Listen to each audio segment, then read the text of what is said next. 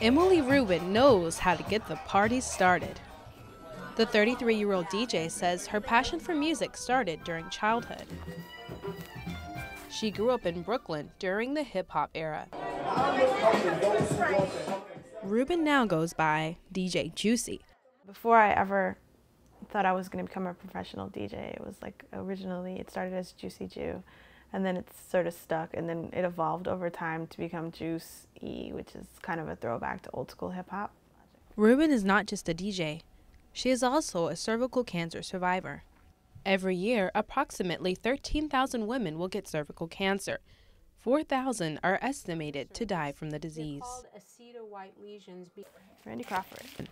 But the majority of women diagnosed with cervical cancer are in their 40s. Rubin was only in her 20s. At 23, she was diagnosed with the human papillomavirus, most commonly known as HPV. I went for a regular pap screening, and I came back with HPV, and I completely freaked out because at that time nobody was talking about HPV.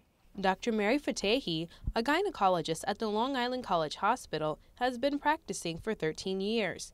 She says that being diagnosed with HPV is like getting a cold. It's just like having colds every single winter.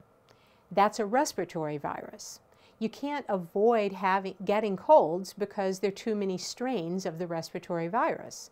But as soon as you make enough antibodies to clear that cold, then you're immune to that particular virus until another strain, you're exposed to another strain, and then you have a new cold. Okay, same thing with the human papillomavirus. Once you make antibodies, you're immune to that particular strain, but you can be exposed to another strain. Dr. Fatehi says vaccination is key in preventing the development of cervical cancer. She recommends all young women to get the HPV vaccine. There now is available a vaccine. It doesn't protect you from every single virus of HPV. There are over 100 strains of the virus. Some of them cause warts, but most of them don't. So most of us have no idea we've ever been exposed to the virus. The vaccine only protects against 4 of those strains. There's 2 that are associated with 80% of cervical cancers, and 2 that are associated with 80% of warts. So that's not 100%. So the vaccine won't prevent every single cervical cancer. Play a little bit for everybody.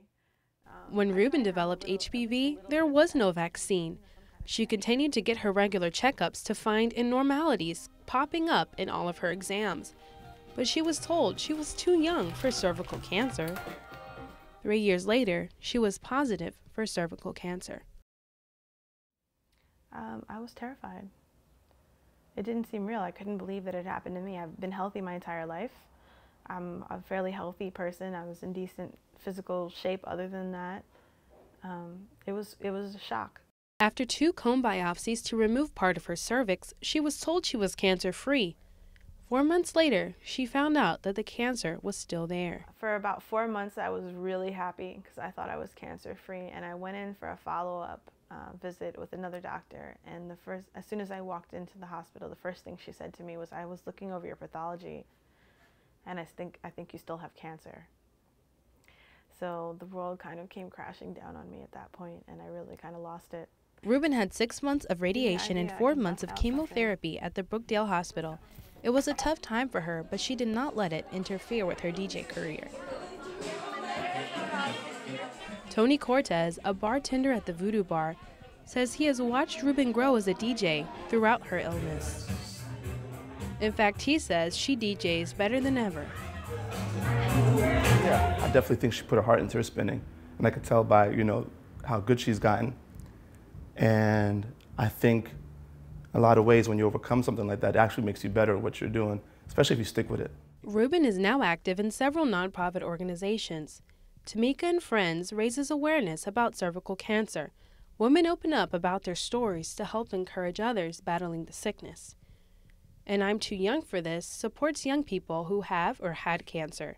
I think there's a couple of important messages that we're trying to get out. One is to let the world know that we're here, and if there's any other young people going through any kind of cancer, that there's a whole community and support network that's here for you. Even if you don't have family and friends, we're here for you. Now Ruben is cancer-free and back into her DJ groove. The one thing, she said, that pulled her through the darkest time in her life. For Health Beat Brooklyn, this is Erica Robinson.